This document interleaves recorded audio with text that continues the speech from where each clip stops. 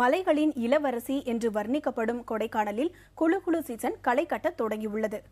நாடாளுமன்ற தேர்தலை முன்னிட்டு சற்று ஓய்ந்திருந்த சுற்றுலா பயணிகள் மீண்டும் கொடைக்கானல் நோக்கி படையெடுக்க தொடங்கியுள்ளனர்.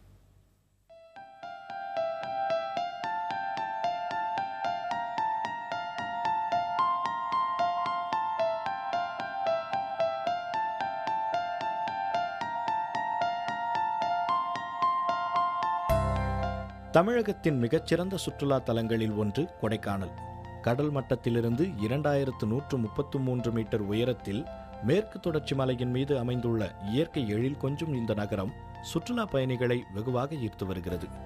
இங்கு நிலவும் பருவநிலை மிகவும் ரம்யமானது. குளிர்ந்த காற்றும், பச்சை பசேல் என்று பறந்து விரிந்து கிடக்கும் புல்வெளியும், வருடிச் செல்லும் மேகக்கூட்டங்களும் பார்வையாளர்களின் உள்ளங்களில் துள்ளலை ஏற்படுத்தக்கூடியவை. கொடைக்கானலில் உள்ள பிரையண்ட் பூங்கா மிகவும் தனித்துவமானது. டாலியா, டைசி, ஆப்பிரிக்கன் மேரிகோல்ட் என தோட்டக்கலை துறையினரால் இங்கு பராமரிக்கப்பட்டு வரும் 2000க்கும் மேற்பட்ட உயர் ரக பூக்கள் கண்களுக்கு விருந்தளிக்கின்றன. இந்த பூங்காவில் அனைவரையும் கவரக்கூடிய அரிய வகை போதி மரம் ஒன்றும் உள்ளது. இது போன்ற ஒரு போதி மரம் மேற்கு தொடர்ச்சி மலைகளில் வேறு எங்குமே இல்லை என்பது இதன் சிறப்பாக கூறப்படுகிறது. ஸோ கிளைமேட் நல்லா சில்லுன்னு இருக்குது, ரொம்ப ப்ளசண்ட்டாக இருக்குது. ஸோ இந்த பைன் ஃபாரஸ்ட் ரொம்ப சூப்பராக இருக்குது, கிளைமேட் ரொம்ப சில்லுன்னு இருக்குது. ஸோ நிறைய டூரிஸ்ட்லாம் வராங்க, நல்லா என்ஜாய் பண்ணலாம், நல்லா இருக்குது கொடைக்கானல். ஸோ நிறைய பேர் இங்கே வந்து பார்த்தீங்கன்னா நல்லாயிருக்கும். கொடைக்கானலில் பார்க்க வேண்டிய இடங்கள் ஏராளம் இருக்கின்றன. குணா குகை, பசுமை பள்ளத்தாக்கு, தூண்பாறை, பைன்மரக்காடு, செட்டியார் பூங்கா, வெள்ளி நீர்வீழ்ச்சி என ஒவ்வொன்றும் ஒவ்வொரு வகையில் ஆச்சரியத்தை அளிக்கின்றன. கிளைமேட் ரொம்ப சூப்பராக இருக்குது, நல்லா என்ஜாய் பண்ணுறோம். நைட்டு நல்லா ஜில்லுன்னு மழை பெஞ்சுது, ரொம்ப அற்புதமாக இருக்குது கிளைமேட்டு. சவுக்கு தோப்பு, பைன் ட்ரீ ஃபாரஸ்ட் எல்லாம் அருமையாக இருக்குது. வந்தால் ஃபோட்டோ எடுத்து கொடுக்குறாங்க, நல்லா அருமையாக பண்ணுறாங்க.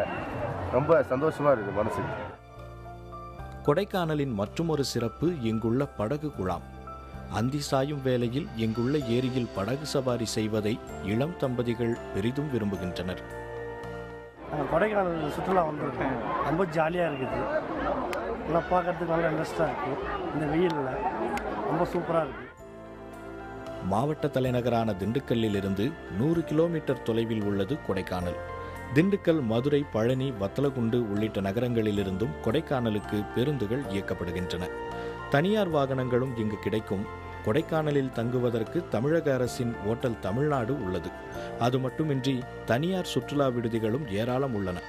கொடைக்கானலுக்கு வரும் சுற்றுலா பயணிகளின் பயணம் இனிதாக அமைய வேண்டும் என்பதில் இங்குள்ள அரசின் சுற்றுலா அலுவலகம் மிகுந்த முனைப்பு காட்டி வருகிறது.